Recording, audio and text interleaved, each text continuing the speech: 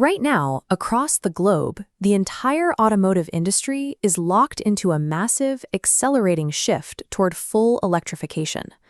Automakers are scaling production at an unprecedented rate. Companies that once produced niche electric models are now building sprawling, dedicated manufacturing hubs to export electric fleets to every major continent.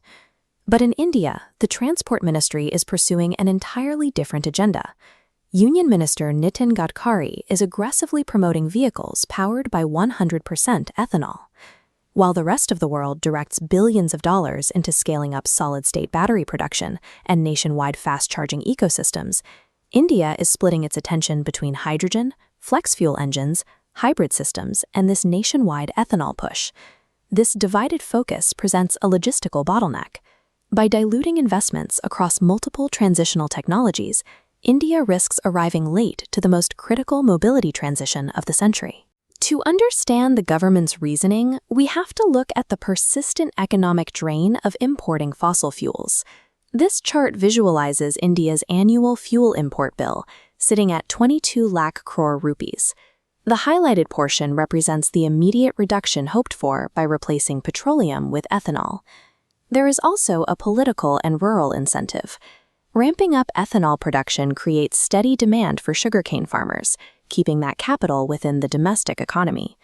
Prioritizing an immediate fiscal deficit ignores the trajectory of the global automotive market. Solving a 20th-century trade imbalance with agricultural byproducts does nothing to prepare India's manufacturing sector for a future defined by software-defined, battery-powered mobility. When you compare the physical mechanics of these two paths, the efficiency gap is stark. Electric motors convert energy into motion with very little waste.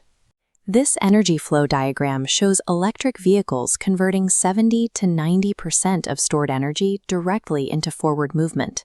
Compare that to an ethanol combustion engine, where most potential energy radiates away as waste heat and friction before reaching the wheels.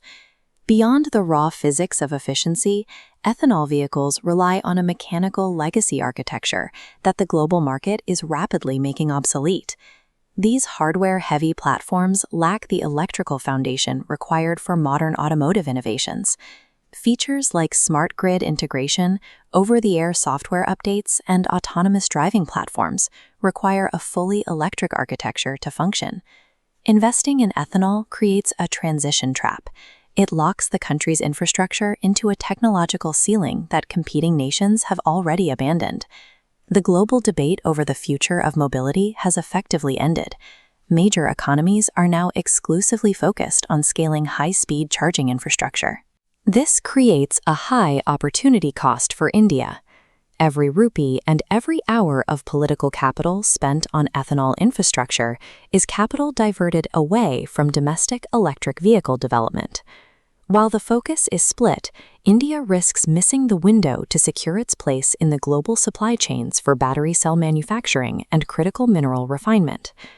Ethanol can serve as a localized agricultural fix, but it fails as a long-term geopolitical automotive strategy.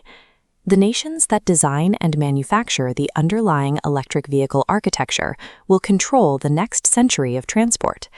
A split focus effectively cedes that dominance to competitors in China and Europe. Supporting farmers is vital, but sacrificing EV leadership is a generational risk for the Indian auto industry. Do you think India is wasting its time on ethanol while the world races ahead?